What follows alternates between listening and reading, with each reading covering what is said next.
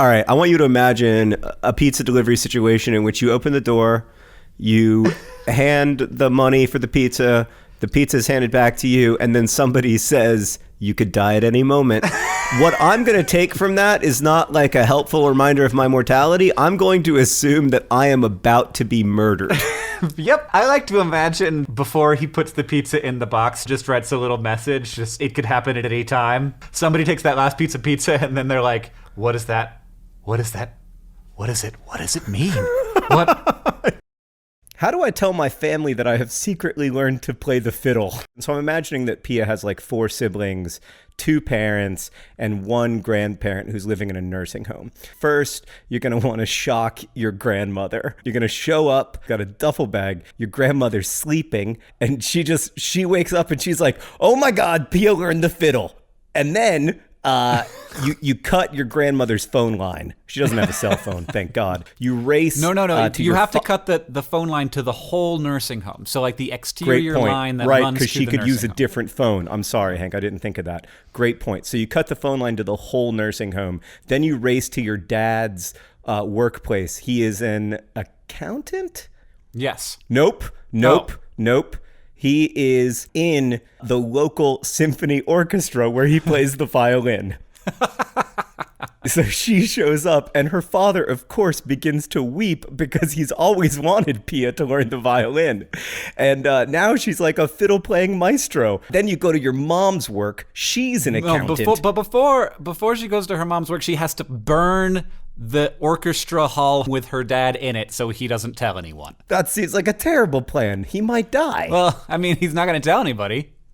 This is a real human being we're talking about, Hank. This isn't fun and games. We're not having a goof. This is for real.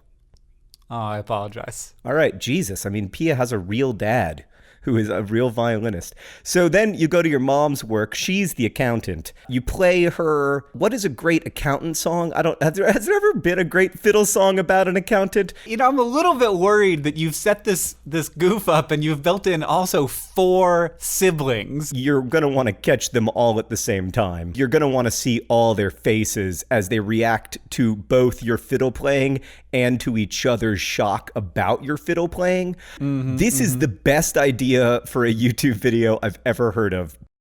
There's this guy in the dorm that Catherine really didn't like. He was really annoying, and he was difficult, and he was mean, and yes, he was an unpleasant person, and he was I try not to think about him. Yeah. You know, it's not a thing I really want to maintain a memory of. And I was visiting Catherine at this dorm, and she admitted to me that she would, when no one was looking, squeeze his fruit. Go into the shared kitchen area. And I would just like squeeze all his pears so that they would get brown spots. It's awful. I have a pet snake. I've had him for about 6 months now, and everything's going fine. However, my dad does not know that I have a pet snake. Oh, God. I still live at home right now until I go to college this fall, but I'm not sure how my dad will react to the snake. I'm 18. But he did tell me not to get a pet snake while I was still in the house. He'll probably learn about the secret snake when I'm packing up to go to college, if not sooner. My question is, how would you react if your child got a pet you told them not to get and then hid it from you for several months? DFTBA, Devin. Devin, how big is your house that you're able to have a secret snake? All you have to do is make it to the end. I think the issue is that it's going to be like Devin and Dad packing the car, and then at the very end, Devin's going to be like, well, Dad, well, can you just, it's good to see you. Can you go out for about an hour? Can you like wrap it up in a carpet? Ship it ahead? Can you like have a friend with an illicit car? How far is college? Can you just like wrap the snake around your belly with like an ace bandage and just then make like, it get into into a aquarium belt? once you get there? Yeah, just yeah. If Dad finds out about it, then Dad is at least like, well, I see that you have gone through lengths, and I am impressed by your ability to try and keep this a secret from me. Good job with the lies, son. The right thing to do in this situation, you let the snake out in the house. You hear a scream, and it's your dad, and you come into the kitchen, and you're like, what's up, Dad? And he's like, there's a snake in the house. And you're like, oh, no, that's terrible. I'll catch it. I'll get it. And then you catch the snake, and then you say, you know what, Dad? What if I just kept the snake? What are the chances that Devin's dad doesn't scream and instead just like grabs a hammer? I guess that's a good point. Like, what if you go to your dad and you say, you know how we've been planning for that big trip that I'm going to make to college? This whole time I've been lying. I didn't get into college. Yeah. And Devin's dad's going to be like, oh no, this is a disaster. And then you can be like, just kidding, I got a snake. And I'm going to college and the snake's coming with me. And I'm going to college. You don't even have to know that it happened. Everything's fine. Everything worked out better than expected. Do you remember the person who wanted to learn how to play the fiddle and then spring it upon their whole family? Yeah, That's a good lie. I wish that they could meet up with Devin and maybe like do the background music when Devin's doing the big reveal to Devin's dad. That person can just show up while they're packing the car and then start playing fiddle, and Devin's dad's going to be like, who is this person who's playing the fiddle in my driveway? And while Devin's they're just distracted, like sneaking the move snake the snake into the car. Yeah, perfect. I was babysitting for a family I don't know very well, and the baby took his first steps while I was there. That's cute. Should I tell the parents? Ashley? Oh, man. No, definitely don't do that. What? See, I would argue, if anything, you should lie in the other direction. You should be like, listen, not only did your baby take his first steps, he also said his first word, and it was Ashley. It was my name. He looked me dead in the eyes, and he said, hello, Ashley. I love you more than I love my mother. I know they're only paying you $20 an hour, and that's crap. Don't accept it. I'm worth so much more than that. That's what he said. That's all. And then he stopped and he clammed up and he hasn't said anything since. So I don't know. That's just take what you will from that. Walked all the way across the room, told me he did not approve of my compensation package, and then clammed right back up. See you next time. What do you call a mug without a handle? Is it a cup? I think a mug without a handle is just a piece of crap, because the whole point is it's for hot stuff, and if you don't have a handle, you're not adequately protecting yourself from the hot stuff. Have you ever been to a restaurant where they give you like hot tea or coffee in a glass cup? That is illegal, or it should be. No, I've seen it, Hank. It's real. It's just basically like putting your hand straight into the coffee. Yeah, it has happened to me. You know, I kind of feel like I've seen like a ceramic mug that I would call a mug that doesn't have a handle. And so I Googled it, and they're called mugs without handles. That's it? For minimalist design nuts, these mugs don't have handles. Oh, minimalist. Or, I don't want a handle on my mug. I want to be in pain. This is my minimalism. I live in a tiny house, and every inch counts.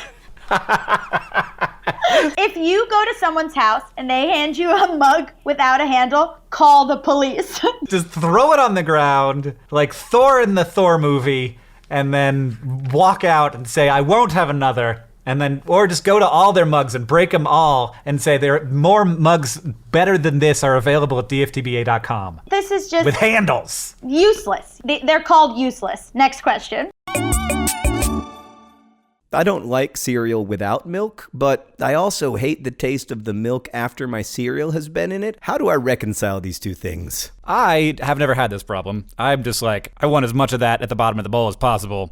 I have no suggestions. My suggestion would actually be to go ahead and send your cereal milk to Hank, because he's extremely enthusiastic about it, Allison. If you just write a letter, or I guess it wouldn't be a letter, it would be a sealed package. If you just put it in a Ziploc bag there, put it in a box, and just write Hank, Missoula. Then maybe in parentheses, favorite bridge is the one in Missoula, the pedestrian one.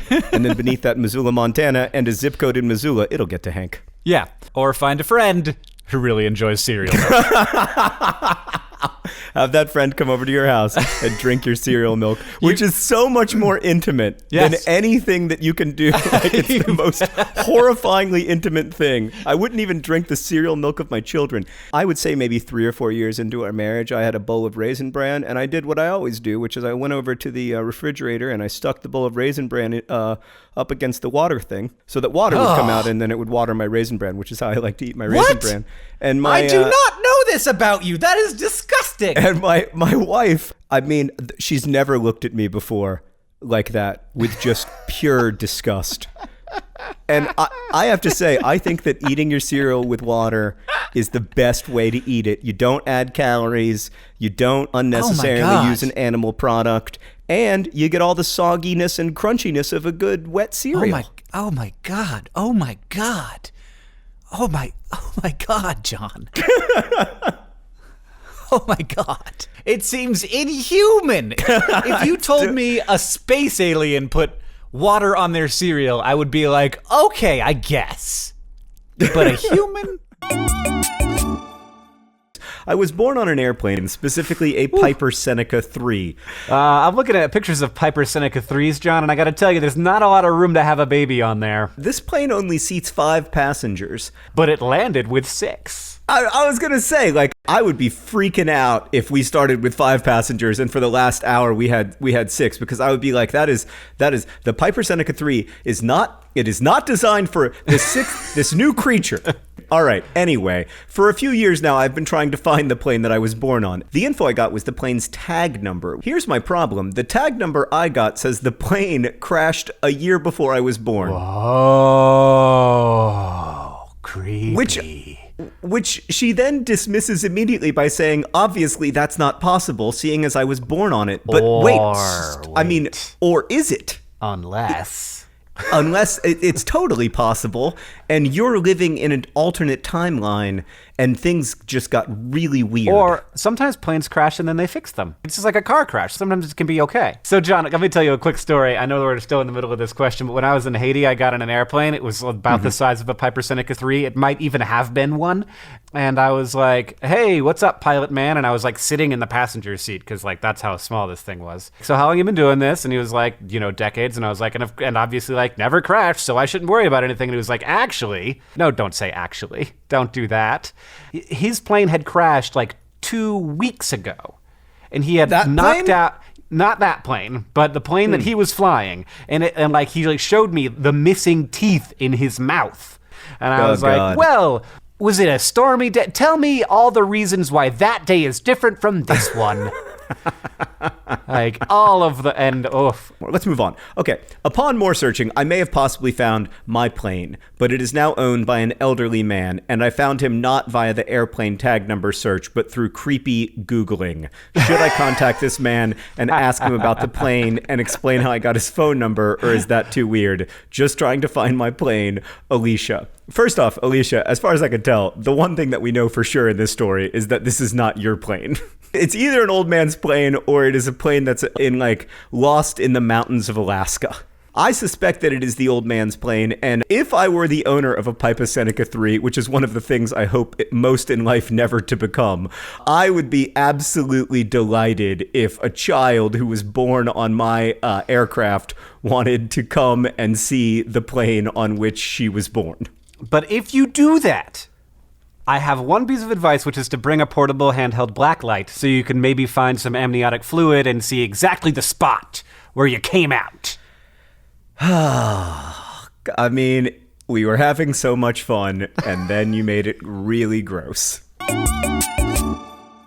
My boyfriend Matthew and I have been dating for almost 2 years now, and so far everything has been wonderful with the exception of one issue. My Pizza John t-shirt. For those who aren't aware, there's a t-shirt available now at dftba.com featuring my face with a mustache, and then beneath it is the word pizza. It's a thing. Matthew says it's hard for him to kiss me or hold me when I wear the Pizza John shirt because there's a large mustachioed man staring down at him. He says it just ruins the mood. Is Pizza John inherently unsexy? Do you have any dubious advice on how Matthew and I can continue to thrive in our relationship without having to compromise my Pizza John shirt? First off, Amy, let me congratulate you on your priorities. Yeah, did you just ask the question, is Pizza John inherently unsexy? Of course Pizza John is inherently unsexy. I don't think Pizza John is unsexy. I think there's something very romantic about being like, well, what's between me and my beloved? Oh, it's a middle-aged man with a mustache and the word pizza. I legitimately have had this problem before where Catherine is like, nope, not with that shirt on. It may be a little different because it's her actual brother-in-law. Yeah, Pizza John I was going to say. Is indeed inherently I'm with unsexy. Catherine on that one. Amy, I would say that there are so many great t-shirts available right now at dftba.com that don't have my face on them. And I would ask you to consider maybe purchasing one of those. Or many of them. Pizza John, though inherently unsexy, it is completely inside of the boundaries for cuddling. Now you're making me think about all the places my face has been, which is something I'd rather not consider. Let's move on. All right, John. I just walked into the hall of my apartment building and someone is baking what I believe to be cranberry bread. I'm pretty shy and I don't know any of my neighbors, but I haven't had breakfast and I'm out of eggs. How do I get in on this? Hungry belly, Kelly. Are you just going to like sniff door cracks until you find the one where the cranberry bread's coming from? And that's knock? A good strategy too, because then if somebody happens to be walking out of their hallway, that's their first impression of you, and that's a good first impression. You know what you do in that situation? Somebody opens the door and they're like, hello, and you say, do you smell cranberry bread?